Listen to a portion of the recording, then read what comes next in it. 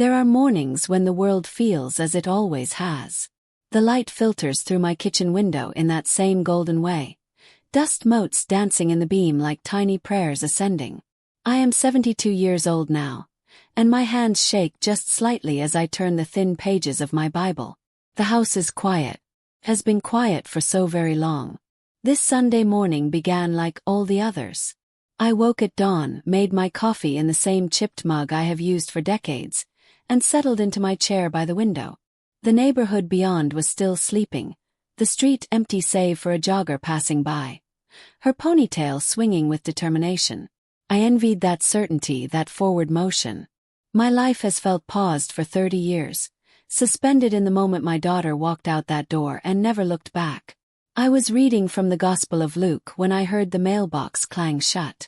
Strange, I thought, for mail to arrive on a Sunday. But I set down my Bible and walked to the door, my slippers shuffling against the hardwood floor that my late husband once promised to replace. He never did. Some promises remain unfulfilled, I have learned, and we carry them anyway. The envelope was simple, white, with my name written in handwriting I would have recognized anywhere, though I had not seen it in 3 decades. Grace Thompson. My daughter's careful script, the letters slightly slanted to the right, just as I had taught her in those long-ago afternoons at the kitchen table. My heart began to beat faster, a wild flutter against my ribs like a bird trapped inside a cage. I stood there on the porch for what felt like an eternity, holding that envelope as if it might disappear if I moved too quickly. The morning air was cool against my face, and somewhere nearby, church bells began to ring, calling the faithful to worship. But I could not move. I could only stare at those 4 words written on the paper inside, words that I both longed for and feared with equal measure. Mom, I'm coming home. How do you prepare for a reunion you have prayed for every single day, yet never quite believed would come? I have asked God for forgiveness countless times, whispered my regrets into the darkness of countless sleepless nights, worn out my knees on the floor beside my bed begging for another chance. And now, here it was, arriving not with fanfare or warning, but with 4 simple words on a Sunday morning. I went back inside and sat down heavily in my chair. The Bible lay open where I had left it, but the words blurred before my eyes. I thought of all the years that had passed, all the birthdays and Christmases and ordinary Tuesdays when I had wondered where she was, if she was happy, if she ever thought of me. I thought of the silence that had grown between us like a wall, brick by brick, year by year, until it seemed insurmountable. And I thought of the reason she left. The memory I had tried so hard to bury, the decision I had made in the name of faith and propriety, the choice that had seemed so clear then and haunted me ever since. I had been so certain I was doing the right thing, following the path that God and my church and my conscience all seemed to point toward. But certainty, I have learned, is a dangerous thing. Can make us cruel when we mean to be righteous. The morning stretched on, and I did not move from my chair. I should have been getting ready for church, putting on my good dress and my modest pearls, preparing to sit in my usual pew and sing the familiar hymns. But I could not. Something had shifted in the foundation of my carefully ordered life, and I needed to sit with it to understand what it meant. When would she arrive? Tomorrow. Next week. The letter did not say. It simply announced her intention, leaving me to wait and wonder and prepare as best I could. I found myself looking around my house with new eyes, seeing it as she would see it. The furniture was old but well maintained, the photographs on the mantel documenting a family that had fractured before it could fully form. Her room upstairs had become a guest room long ago, the pink wallpaper painted over with a neutral beige, but her childhood bed remained, just in case. Just in case. I have lived on those 2 words for 30 years. As the afternoon light began to slant through the windows, I finally stood and walked upstairs. My legs felt unsteady, and I gripped the banister tightly. At the top of the stairs, I paused before the door to her room, then slowly pushed it open. The air inside was stale and still. I opened the window to let in the breeze, then sat on the edge of the bed and allowed myself, finally, to cry. They were not tears of joy, not exactly. They were tears of relief and fear and hope and regret all mixed together, The complex cocktail of emotions that comes when a door you thought was closed forever suddenly opens just a crack. I cried for the daughter I had lost, for the grandmother I had never been allowed to become, for all the years that had passed in painful silence. And I cried for myself, for the woman I had been who thought she knew best, who had believed that following the rules mattered more than following her heart. When the tears finally stopped, I knelt beside the bed and prayed. Not my usual prayers, not the memorized verses and familiar petitions. I prayed from the deepest part of myself, the part that had remained raw and wounded all these years. Asked for strength, asked for wisdom. I asked for the grace to face my daughter and whatever she might say to me. And I asked for the courage to finally, truly seek her forgiveness. The sun was setting when I rose from my knees, painting the sky in shades of pink and gold. Tomorrow I would clean the house properly. I would prepare her favorite meals from childhood, if I could remember them. I would try to make this place feel like a home again, though I knew that would take more than fresh sheets and a dusted mantelpiece. But tonight, I simply stood at the window and watched the day fade into darkness, holding my daughter's letter in my hand like a promise, like a prayer, like a second chance I did not deserve but would cherish nonetheless. She was coming home. After 30 years of silence, she was coming home. And I would be waiting. Every story deserves to be heard. Subscribe, like, and leave a comment. Your voice keeps the past alive. The next morning arrived with a crispness that suggested autumn was finally settling in. Grace woke before dawn, as was her habit, but instead of reaching for her Bible, she immediately began moving through the house with purpose. There was work to be done. She started in the kitchen, the heart of any home, where meals had once been shared and conversations had flowed freely. The cabinets needed wiping down, she noticed, and the curtains could use a wash. She filled a bucket with warm, soapy water and set to work, her movements methodical and steady despite the trembling in her hands. As she cleaned, memories ambushed her at every turn.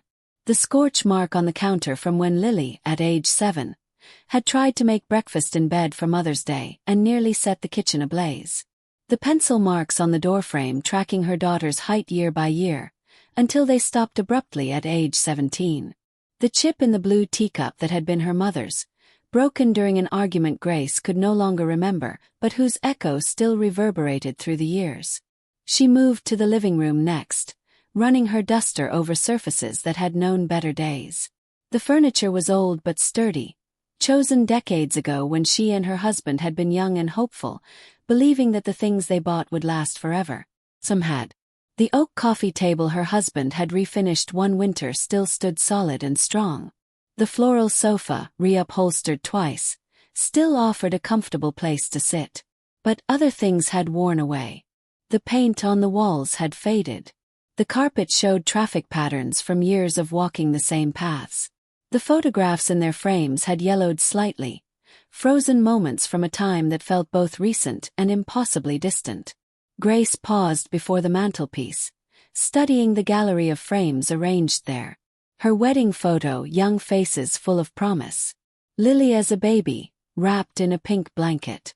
Family portraits from church directory years, everyone dressed in their Sunday best and wearing carefully composed smiles. And then a gap. The photos stopped when Lily turned 17, leaving a void that told its own story. She had thought about removing them over the years, putting them away so she would not have to confront the painful reminder of what she had lost. But she never could. They were proof that happiness had existed here once, that love had lived within these walls. To remove them would be to deny that truth, and Grace had already denied too much.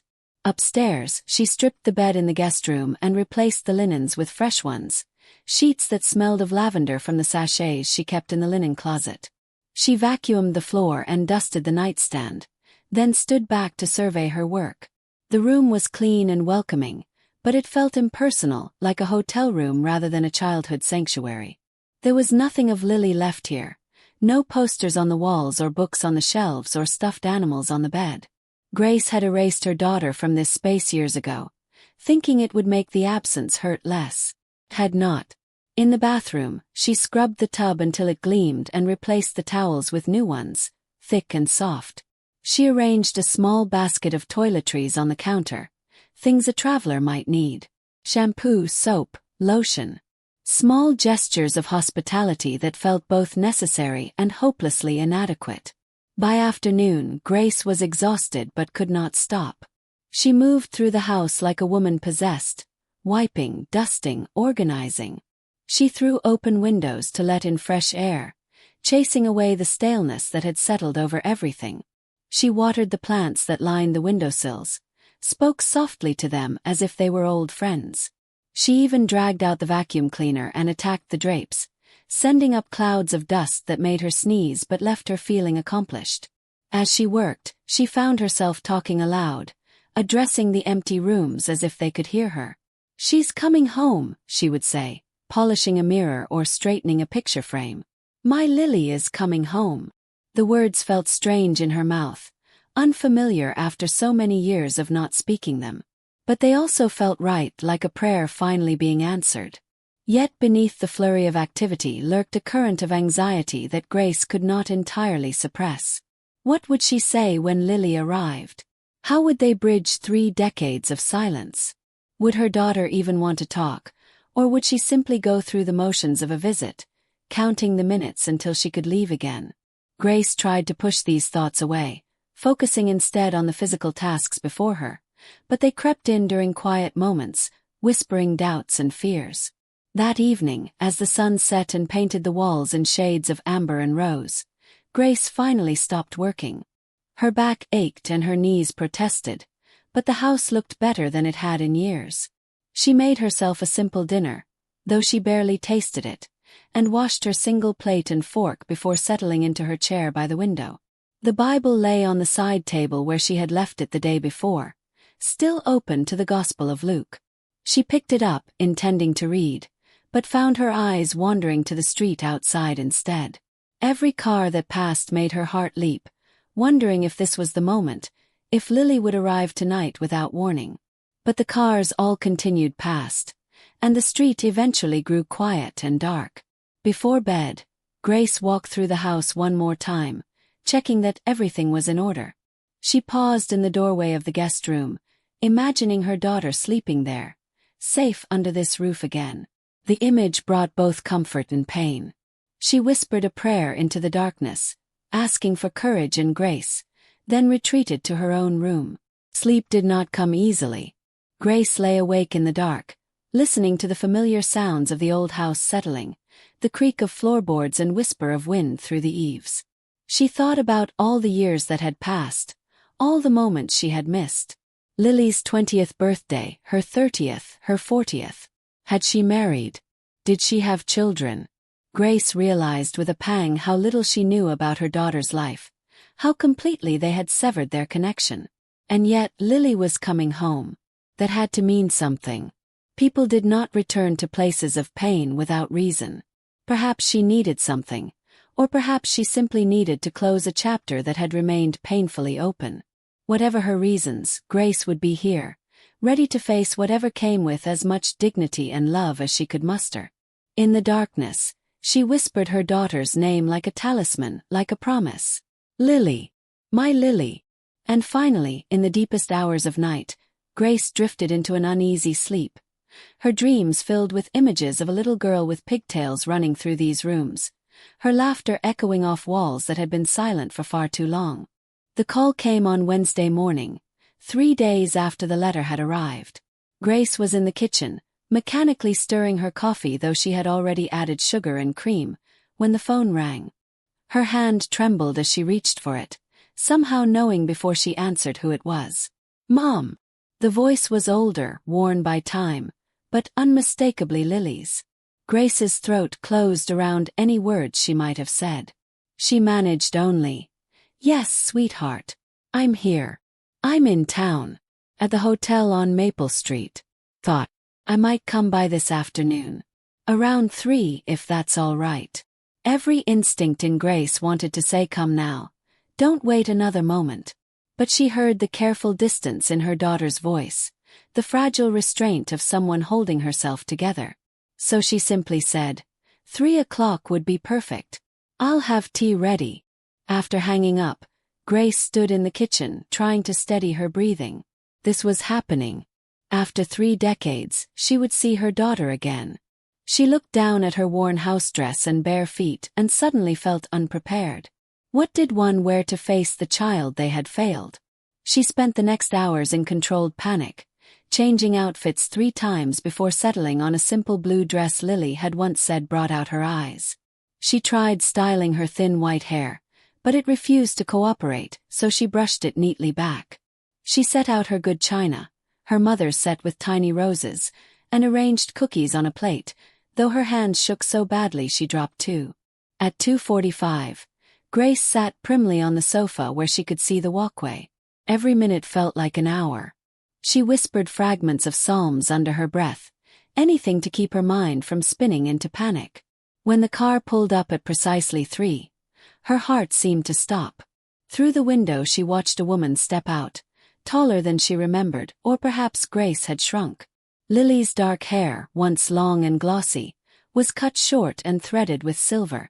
She wore jeans and a simple sweater, standing beside her car for a long moment before walking toward the door. Grace met her without conscious thought. For a heartbeat, they simply stared at each other across the threshold.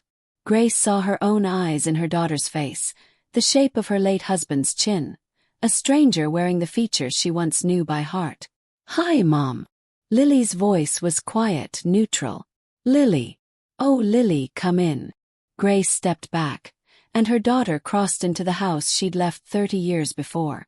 They moved to the living room with the awkward formality of acquaintances, not family. Grace poured tea with trembling hands while Lily perched on the edge of a chair, eyes moving around the room, recognition and pain mingling in her gaze. "The house looks the same," Lily said, taking her cup. "A bit more worn, but the same. I've kept it up as best I can," Grace replied softly. "After your father passed, it felt important to maintain things, to keep everything ready for you to come home." She couldn't say it aloud. Silence fell, heavy and brittle. Grace searched for something safe to say, but every word felt dangerous. "How was your drive?" she asked finally. "Fine. Long but fine." Lily sipped her tea. "The roads have changed a lot. New developments everywhere." "Yes, the town's grown. The old Henderson farm is houses now. There's a shopping center where the drive-in used to be." They went on like that for nearly an hour. Weather, roads, the town. Empty conversations circling around the pain neither dared name. Grace heard herself asking about Lily's hotel pillows and realized how pathetic her desperate hospitality sounded. Beneath the pleasantries, Grace felt her daughter's tension, the stiffness in her posture, the tight grip on her cup. This wasn't comfort. It was survival. 2 people trying to exist in the same air without detonating old wounds. When Lily finally stood to leave, citing fatigue, Grace felt both relief and heartbreak. She walked her to the door and almost reached out to hug her, but Lily's posture stopped her. A visible barrier. "Thank you for the tea," Lily said, her tone formal. "Will you come tomorrow?" The pleading note in Grace's voice made her wince, but she couldn't help it. Lily hesitated, then nodded. "Yes, tomorrow. Maybe we can talk more." After Lily drove away, Grace closed the door and leaned against it, feeling every one of her 72 years settle into her bones. She had imagined this reunion countless times, but never like this. Not so polite, so careful. Where was the daughter who once ran into her arms, who talked endlessly about her day, who looked at her mother with pure love? Gone, she realized with a sharp ache. That girl was gone, replaced by a guarded woman who flinched from touch and avoided her eyes. And it was Grace's fault. That night, Grace lay in bed and wept for the first time since the letter arrived. She cried for lost years, for a relationship broken, for the daughter who now felt like a stranger. She cried for the grandchild she had never known, for the righteous choice that had cost them everything. And across town, Lily sat on the edge of a sterile hotel bed, crying too. Her shoulders shaking with the force of emotions she had held back all afternoon. Being in that house again, seeing her mother's aged face and trembling hands, had opened a flood she couldn't control. Anger, yes, but also grief, longing, and a love that had never fully died. They cried separately, mother and daughter, in the darkness of their rooms, two broken hearts bound by silence. Both wondered if this fragile reconnection would bring healing or reopen wounds too deep to mend. Neither slept well that night, haunted by the same question. Can something once burned ever truly be rebuilt? Lily returned the next afternoon, and the one after that, creating a rhythm of visits that felt less formal than the first but no more comfortable. They sat in the same places, drank the same tea, and continued their careful dance around the past. Grace studied her daughter each time, memorizing the silver in her hair and the lines around her eyes, trying to fill in 30 lost years with quiet observation. On the fourth visit something changed. Lily arrived later than usual, eyes red from crying. She declined tea and stood by the window instead of sitting in her usual chair. "This is harder than I thought," she said suddenly, her back to Grace. "Being here. Pretending we can just have tea and talk about the weather." Grace's heart clenched. "I know, sweetheart.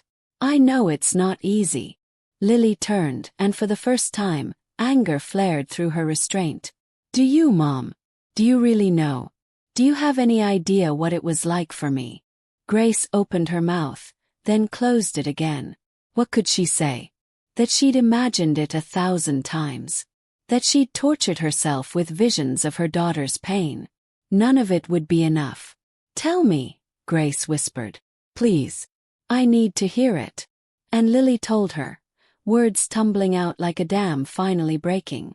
She spoke of being 18 and terrified, discovering she was pregnant and knowing she couldn't tell her mother, whose faith was hard as stone. But the truth had come out, and Grace's reaction had been everything Lily feared. "You didn't even ask me what I wanted," Lily said, her voice shaking. "You just said what would happen, the baby would be given up for adoption. You called it the godly option. I was so scared, Mom. I needed you to hold me, to tell me it would be okay. Instead, you made all the arrangements. You took away my choice." Tears slid down Grace's face. She remembered that time, her own panic, her shame, her certainty she was doing right. An unmarried pregnant daughter had felt like a test of her faith, a chance to prove her righteousness. She had never stopped to consider that her daughter needed compassion more than correction. "You made me go away," Lily said, pacing. "To that home for unwed mothers 3 states away, where no one from church would see me. I had the baby in secret, gave him away, came home, and was supposed to pretend nothing happened, as if I ever could." Grace's memories flooded back, sharp and merciless. She had told the congregation Lily was studying abroad, keeping up the lie while her daughter suffered in isolation. She'd visited twice. Brief, painful visits full of silence. "When I held my baby," Lily sobbed, "they gave me 1 hour. 1 hour, Mom. I memorized his face. His tiny fingers, his dark hair, the way he looked at me like I was his whole world. Then they took him, and it was over." Grace moved toward her daughter, but Lily lifted a trembling hand to stop her. "I came home because I had nowhere else to go. I was 19, broke, lost. I stayed 6 months, and every day felt like drowning. You never mentioned it, never asked how I was, if I was okay. You just acted like it hadn't happened. So I left." Her voice dropped to a whisper. "And I never came back. Because I couldn't forgive you. For 30 years I've carried that anger and grief, and I couldn't forgive you." Silence filled the room but for their quiet sobbing. Grace wanted to explain that she truly believed she was protecting her, that her faith had guided her every choice. But what did intentions matter in the face of such pain? "I'm so sorry," Grace said at last, the words breaking. "Lily, I was wrong. About everything. I let pride and fear of judgment matter more than your heart. I let doctrine matter more than my daughter. And I have regretted it every day since." Lily wiped her eyes. "Do you know the worst part? Became a mother. Have 2 kids, teenagers. And I look at them and think, how could you? If my daughter came to me scared and pregnant, I'd hold her. I'd tell her we'd figure it out together. I'd never send her away." The words hit Grace like blows. Each one deserved. She had broken her daughter's trust, sacrificed love for appearance, and now stood in the wreckage 30 years later. "You have grandchildren," Grace whispered. "I didn't know. How could you?" Lily's voice softened, the anger nearly gone. "Emma's 16. Jake's 14. They're good kids. I've tried to be a better mother than." She stopped. The unfinished sentence hung heavy between them. "Will I meet them?" Grace asked, barely daring to hope. "I don't know," Lily said quietly. "I came here to tell you this, to make you understand what you did to me. I don't know what comes next." They stood in the fading afternoon light, separated by decades of hurt and a few feet of space that felt like miles. Grace wanted to cross it, to hold her, to beg forgiveness. But she knew some wounds could not be mended by words alone. "I understand," she said softly. "And Lily, I'm glad you came back. Even if only to say this. Even if you leave tomorrow and I never see you again, I'm glad you told me the truth." Lily nodded, exhausted, and turned toward the door. Before leaving, she paused. "There's more you need to know, Mom. About the baby, about my son. But not tonight. I don't have the strength." When the door closed, Grace stayed in her chair until night filled the room. She felt hollowed out, scraped clean by the truth. For 30 years she had told herself she did what she must, justified it with scripture and righteousness. But hearing Lily's story shattered those lies completely. She had failed her daughter in the most fundamental way. No amount of prayer could undo it. All she could do now was witness the pain she had caused and hope that someday forgiveness might come, not because she deserved it, but because Lily deserved to be free.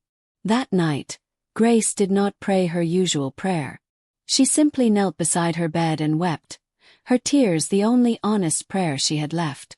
Sunday morning arrived, and for the first time in decades, Grace did not dress for church.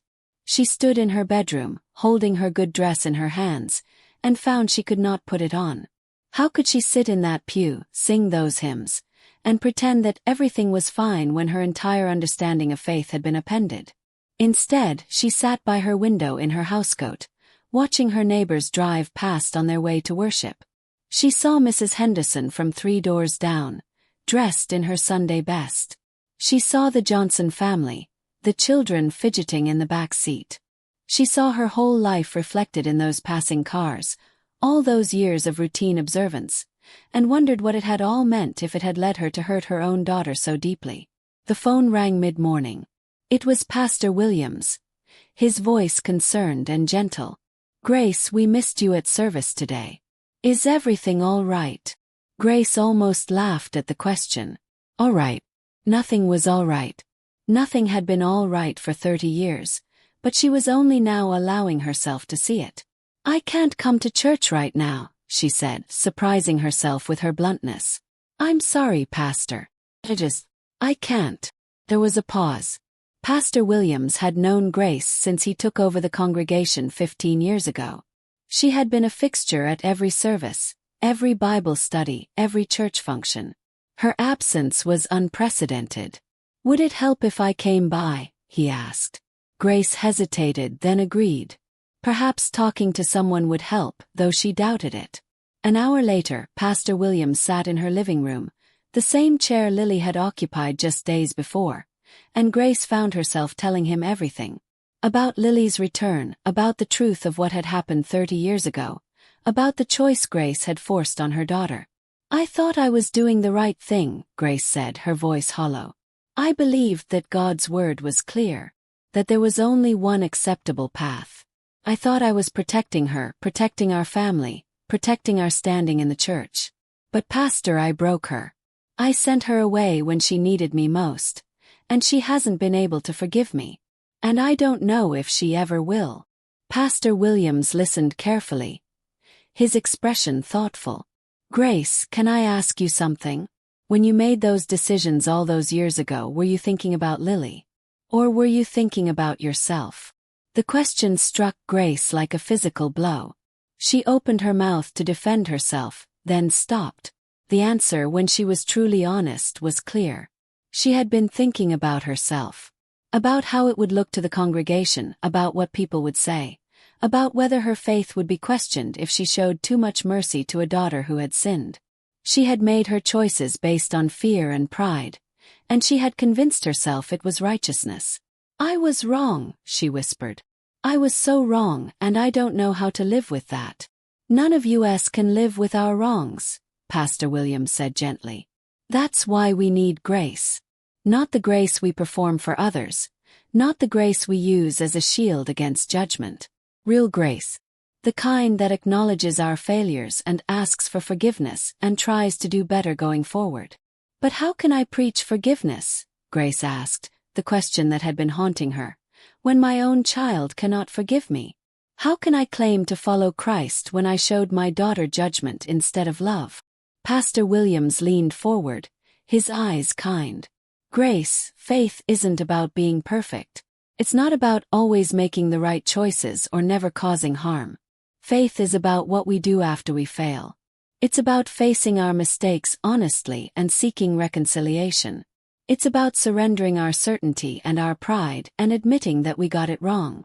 "I hurt her so badly," Grace said, tears flowing again. "I can't undo that." "No, you can't. But you can witness her pain without defending yourself. You can acknowledge the harm you caused. You can work toward making amends, even if those amends never feel sufficient. And you can trust that God's grace is big enough to cover even this, even if you can't feel it right now." After the pastor left, Grace sat with his words. Surrender. That's what he had called it. Not the surrender of defeat, but the surrender of certainty, of pride, of the need to be right. She had spent so many years believing she had the answers, that her faith gave her a clear moral compass that pointed unwaveringly toward truth. But perhaps that had been her greatest sin, that certainty. Perhaps faith required more humility than she had ever allowed herself. She thought about the God she had believed in for most of her life, a God of rules and judgment and clear boundaries between right and wrong. And she thought about the God she was beginning to glimpse now, a God who perhaps cared less about propriety than about love, less about maintaining appearances than about genuine connection and grace. It was terrifying, this shift in understanding. Everything she had built her life upon felt suddenly unstable. But there was also something liberating about it. If she had been wrong about so much, perhaps she could choose differently going forward. Perhaps it was not too late to become the mother her daughter had needed all along. Over the following days, Grace found herself rethinking everything. She read her Bible not as a rulebook but as a story about flawed people trying to understand a God who kept offering them chances they did not deserve. She prayed not in her usual formal way but in raw, honest conversations with a God she was learning to trust rather than simply obey. And slowly, painfully, she began to understand that her crisis of faith was not a falling away but a falling deeper. She was letting go of the certainty that had allowed her to hurt her daughter, and she was grasping instead for something more difficult and more true. A faith that acknowledged mystery. A faith that prioritized love over law. A faith that could hold failure and hope in the same trembling hands. When Lily returned, as Grace had hoped she would, Grace was different. Still broken, still uncertain, but different. And ready, finally, to hear whatever her daughter needed to say. When Lily returned, she looked lighter, as if telling her story had released something long trapped. Grace welcomed her in, and they sat in their usual places, but the silence between them felt less hostile now, more contemplative. "I need to tell you the rest," Lily said quietly. "About my son. About what happened after I gave him up." Grace folded her hands in her lap. "I'm listening." "For years I tried to forget," Lily began. "I got married, had Emma and Jake, built a life.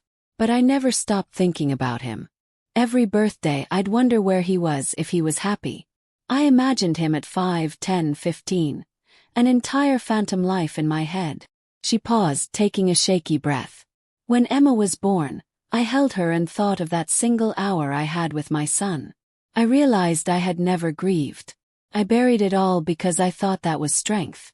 But grief doesn't vanish. It waits." Grace felt tears rise but stayed silent, letting her daughter speak. "5 years ago I thought about searching for him. The laws had changed, there were databases. But I was terrified. What if he didn't want to know me? What if he was happy without me? What if he hated me? So I didn't search. I just wondered and tortured myself. Until last month. Lily's voice dropped. The agency called. They said my son, now 30, had been searching for me. He wanted to meet. Grace gasped softly. His name is Michael, Lily continued. Michael James Carter. His adoptive parents named him that. He's a high school history teacher. Married. He has a little girl. And he's been looking for me for 2 years. The room went still. Grace suddenly understood why Lily had come home. This revelation had cracked open the past she'd spent a lifetime avoiding. I didn't know what to do, Lily said. The agency gave me his contact information, but I couldn't call. Because if I met him, I had to face everything, including you. Including this house. I couldn't move forward without confronting it all. Grace's voice trembled. Are you going to meet him? I want to, Lily said. I'm scared, but I want to. He deserves to know me, and I deserve to know him. She looked directly at her mother. But I can't do it alone, Mom. Whether I like it or not, you're part of this story too. Something shifted in Grace's chest. A mixture of fear and hope. What are you saying? I want you there, Lily said. When I meet him. I want him to meet his grandmother.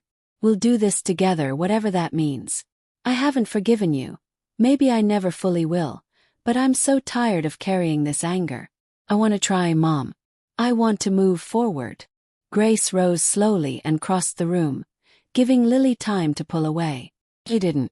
When Grace placed a tentative hand on her daughter's shoulder, Lily didn't flinch. It was their first touch in 30 years. Small yet monumental. I would be honored, Grace whispered, tears spilling. To meet him. To be there with you. Whatever you need. They sat together then, not quite embracing but close. Lily took out photographs Michael had sent, a handsome young man with her eyes and her father's smile.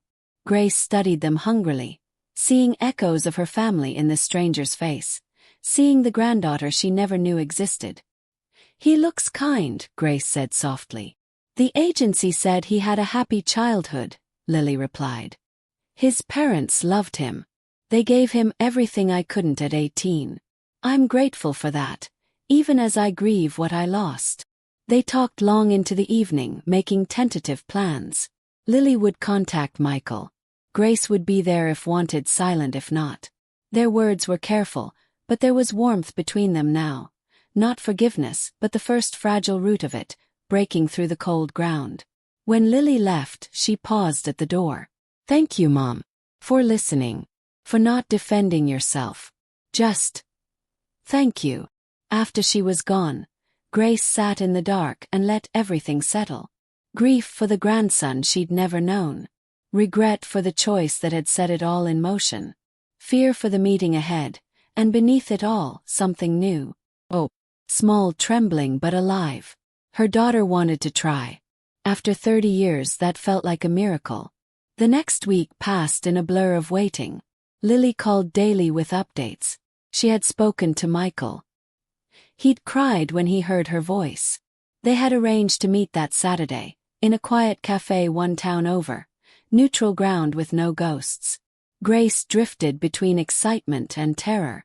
She cleaned the house again, baked cookies no one had asked for, and tried on half her wardrobe, wondering what a grandmother should wear to meet a grandson she'd never known, the living embodiment of her greatest mistake. On Friday, Lily came for dinner, their first shared meal in 30 years. Grace made pot roast, realizing too late it had been Lily's childhood favorite.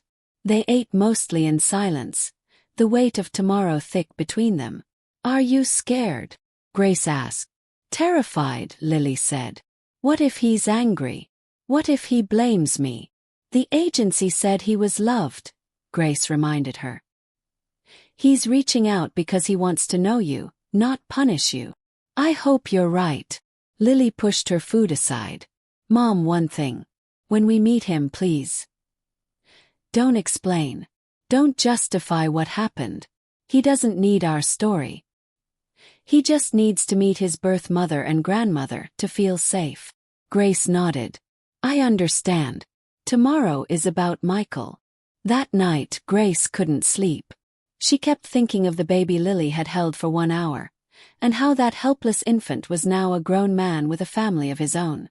She thought of all the birthdays, the laughter, the scraped knees, the moments that had never been. But regrets would not change the past. All she could do now was show up, humbly, openly, ready to meet the child who had, in some miraculous way, brought them both back to life. The cafe was small and warmly lit, with exposed brick walls and mismatched furniture that gave it a cozy, welcoming atmosphere. Grace and Lily arrived 15 minutes early and chose a table near the back, away from the windows and the bustle of other patrons. Lily's hands shook as she wrapped them around her coffee cup, and Grace wanted to reach out and steady them but wasn't sure if the gesture would be welcome. What if I don't know what to say? Lily asked, her voice tight with anxiety. You'll know, Grace said with more confidence than she felt. When you see him, you'll know. At precisely 3 o'clock, the bell above the cafe door chimed, and a man entered. He was tall, with dark hair and an open, friendly face. He looked around the cafe with nervous energy, and when his eyes landed on their table, on Lily's face, he stopped completely. Even from across the room, Grace could see his eyes fill with tears. Lily stood, her chair scraping against the floor, and for a moment neither of them moved. They simply stared at each other, birth mother and son, separated by 30 years and a cafe full of strangers. Then Michael crossed the distance between them in quick strides, and suddenly they were embracing, both of them crying openly, holding on to each other as if afraid the other might disappear. Grace watched, her own tears flowing freely, as they held each other and whispered words she couldn't hear. It was beautiful and heartbreaking, this reunion of two people who shared blood but not history, who knew each other genetically but were strangers in every other way. When they finally pulled apart, they were both laughing through their tears, touching each other's faces as if to confirm the other was real.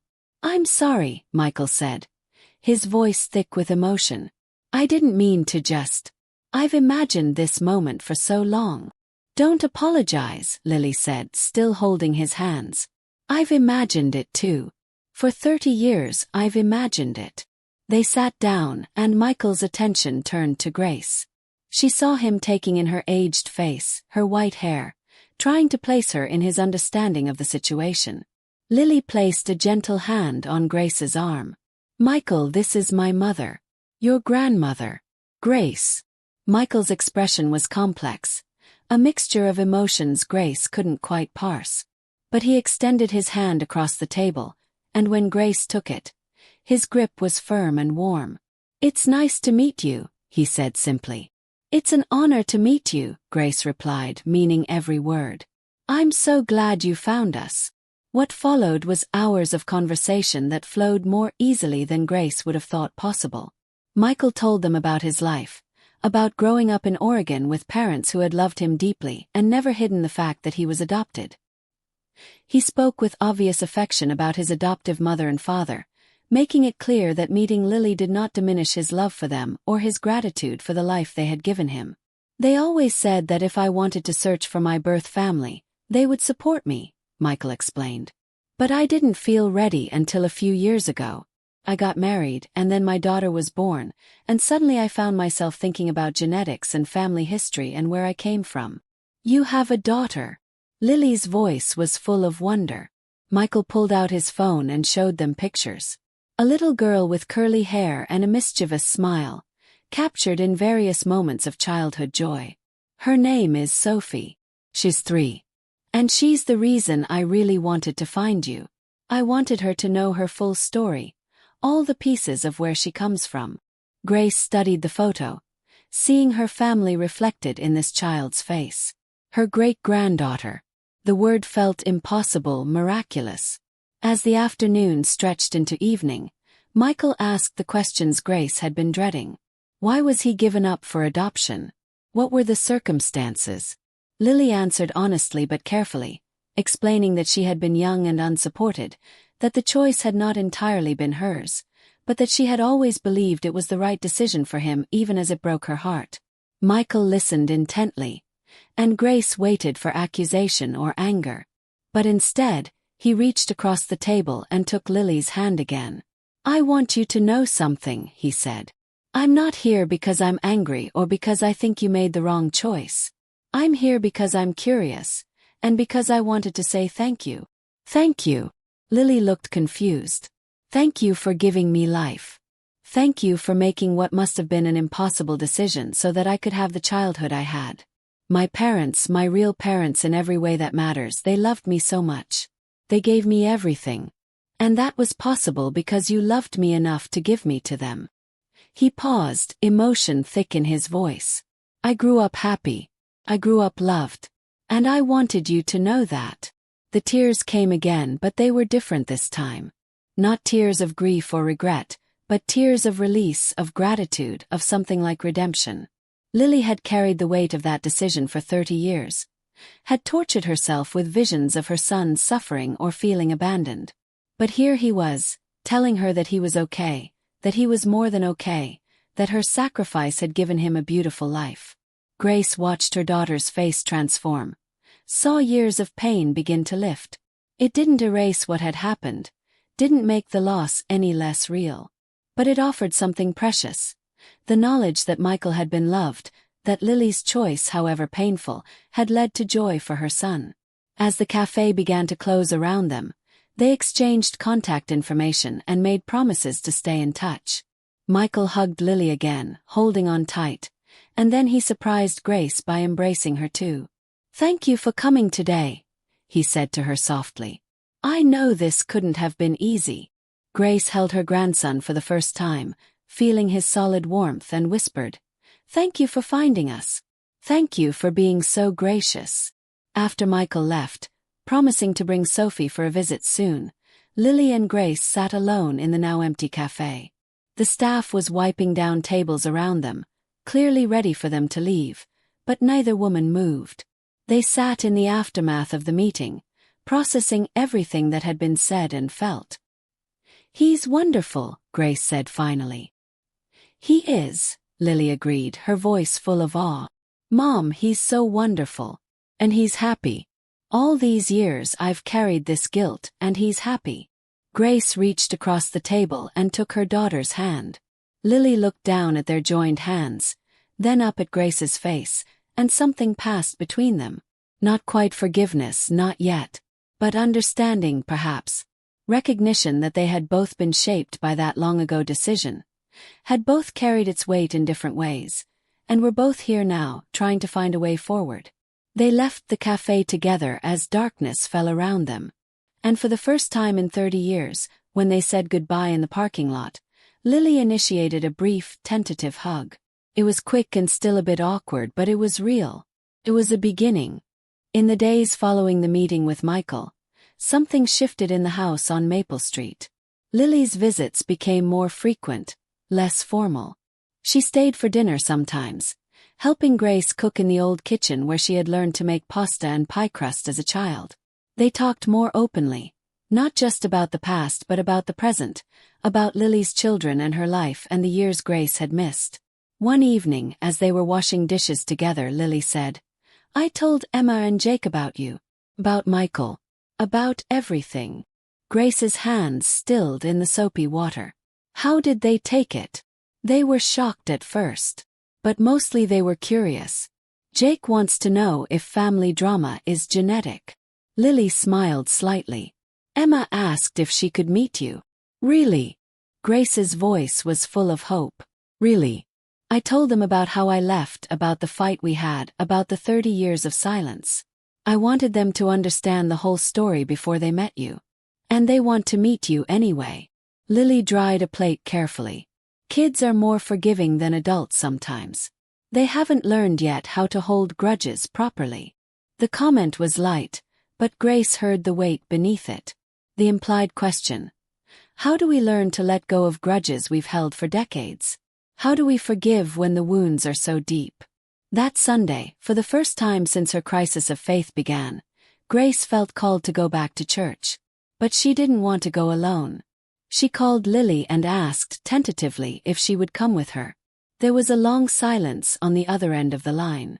"I don't know, Mom. I haven't been to church since I left home. And I have complicated feelings about faith after everything that happened." "I know," Grace said. "And I'm not asking you to believe anything or agree with anything. I'm just asking you to sit beside me. I need you there." Another pause then. "Okay. I'll come." Sunday morning arrived, and Grace waited nervously by the window until Lily's car pulled up. Her daughter was dressed simply, in slacks and a sweater that would have been considered scandalously casual by the congregation's standards. Grace found she didn't care. She was just grateful Lily had come. They walked into the church together, and Grace felt every eye in the sanctuary turn toward them. She knew what they were seeing. Grace Thompson, faithful member for decades, arriving with a stranger who was clearly her daughter, the daughter who had disappeared 30 years ago under mysterious circumstances that everyone suspected but no one spoke about openly. Pastor Williams greeted them warmly at the door, showing no surprise, though Grace suspected Lily's attendance was the result of a phone call she'd made earlier in the week. They sat in Grace's usual pew, and Grace could feel Lily's discomfort radiating beside her. The hymns were unfamiliar to Lily, the rituals strange after so many years away.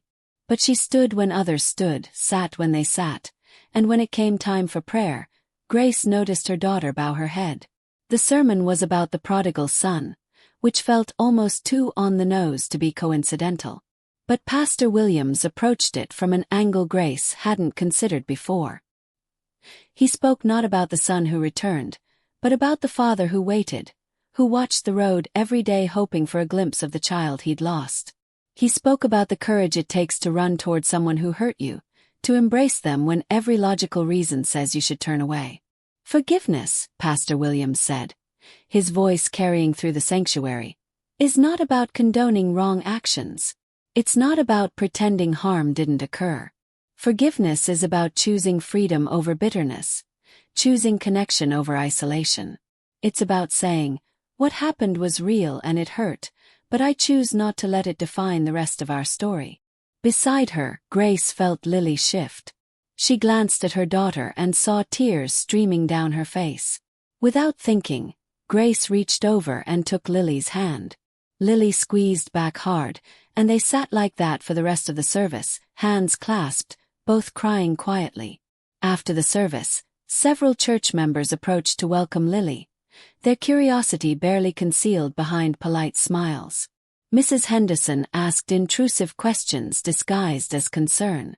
Mr. Patterson made comments about prodigals returning. But Lily handled it all with grace that surprised Grace, answering vaguely and kindly until they could escape to the parking lot. "That was intense," Lily said, leaning against her car. "I'm sorry. I should have warned you they would be curious." "It's fine. Actually, it was kind of helpful. Reminded me why I left in the first place." But Lily said it without malice, almost with humor. Then her expression turned serious. "Mom, that sermon about forgiveness. Do you think Pastor Williams planned that?" "Probably," Grace admitted. "He's subtle but caring. I've been thinking about what he said. About choosing freedom over bitterness." Lily looked at her mother directly. "I don't want to carry this anger anymore. It's exhausting and it's poisoning me from the inside. But I don't know how to let it go." "I don't think letting go happens all at once," Grace said carefully. "I think it's a process. Small choices made over and over, to extend grace instead of judgment. To yourself, to me, to the situation." They stood in the parking lot as other congregants drove away, the afternoon sun warm on their faces. Finally Lily said, "Would you pray with me? I haven't prayed in years, and I don't even know if I believe anymore. But I want to try." Grace's heart felt like it might burst. Of course. They didn't bow their heads or close their eyes or assume any formal posture. They simply stood there, looking at each other, and Grace began to speak softly. "Lord, we come to you broken and uncertain. We don't have pretty words or tidy faith. We just have our mess, our hurt, Our hope that somehow there's a way forward from here. Lily picked up the thread, her voice halting at first but growing stronger. I don't know if you're listening. I don't know if you care. But if you are, and if you do, please help me. Help me to forgive. Help me to let go of this weight I've been carrying. Help me to choose freedom. Teach us both to forgive, Grace added. Teach me to forgive myself for the harm I caused. Teach Lily to forgive me for my failures. And teach us to forgive you too, for the ways this world hurts us and the prayers that seem to go unanswered. They stood in silence for a moment after the prayer ended, neither quite sure what to say. Then Lily reached out and pulled Grace into a real hug, not the brief, awkward ones they'd shared before, but a genuine embrace that held on and meant it. Grace wrapped her arms around her daughter and held tight, feeling 3 decades of distance begin to close. I'm not there yet, Lily whispered into her mother's shoulder. I'm not fully healed, but I want to be. And that has to count for something. It counts for everything, Grace whispered back. This Sunday morning, I wake with a sense of anticipation that feels foreign after so many years of simple routine. The light filters through my window in that same golden way, but everything feels different now. I am not alone in this house anymore. I have not been alone for weeks. Lily stayed over last night, sleeping in the room that was once hers and then became a guest room and is slowly transforming into something in between. We stayed up late talking, the way mothers and daughters do when they are trying to recover lost time. She told me about Emma's college plans and Jake's obsession with soccer. I told her about the garden I've been too tired to maintain and the leak in the bathroom sink I've been meaning to fix. Ordinary things. Beautiful ordinary things. I hear her moving around downstairs now, making coffee in the kitchen. The sound of another person in my home fills me with a gratitude so profound it nearly overwhelms me. For 30 years, this house held only echoes and memories. Now it holds my daughter, and soon it will hold my grandchildren, and this afternoon it will hold Michael and his family. We are gathering, piecing ourselves back together like a puzzle that was scattered across decades. I dress carefully in my blue dress, the one Lily once said brings out my eyes. My hands shake as I button it, but not from age alone. Am nervous. Today feels significant in ways I cannot fully articulate. Today we are going to church together as a family. Lily, Emma, Jake, Michael, his wife Sarah, and little Sophie. 3 generations reunited at last. When I come downstairs, I find my kitchen full of people. Emma is helping Lily make breakfast, the two of them moving around each other with the easy synchronization of mother and daughter. Jake sits at the table scrolling through his phone, looking like every teenage boy who has ever existed. They look up when I enter, and Emma, bless her, smiles warmly. Good morning, Grandma, she says, and the word strikes me right in the heart. Grandma. I am someone's grandma now. I am Emma's grandma and Jake's grandma and Sophie's great-grandma. These beautiful people I barely know but already love fiercely. Good morning, sweetheart. I manage, moving to the table. Jake glances up and nods at me, which I have learned is the extent of teenage greeting and should be accepted graciously. Michael and his family arrive just as we're finishing breakfast, Sophie bursting through the door with the boundless energy of a 3-year-old. She has visited twice before, and each time I marvel at her, this great-granddaughter who carries pieces of all of us in her face and spirit. She runs to me now, and I bend carefully to receive her hug, her small arms wrapping around my neck with unself-conscious affection.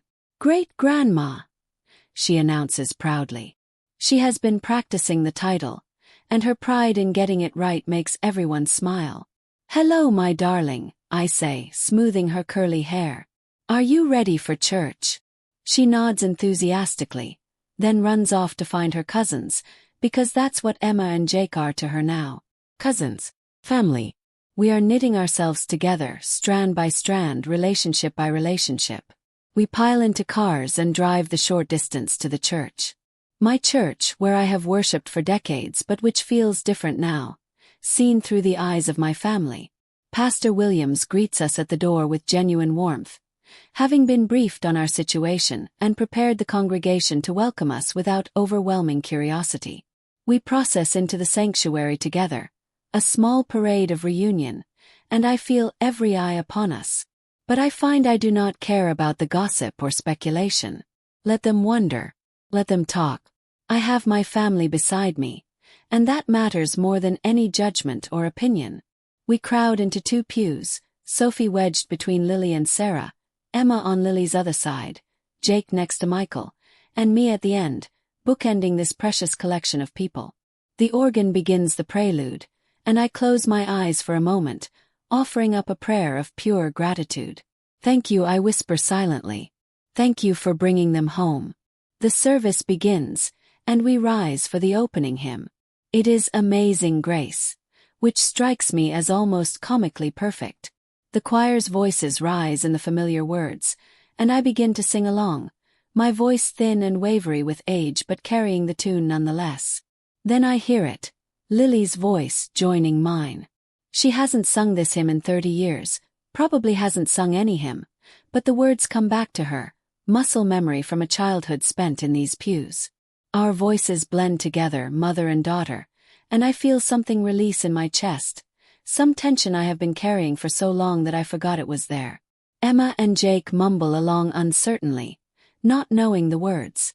Michael sings confidently, his adoptive parents clearly having raised him in a faith tradition too. Sarah hums the melody while bouncing Sophie gently to keep her occupied. We are imperfect and off-key and beautiful. I once was lost but now am found. Was blind but now I see. The words have never felt more true.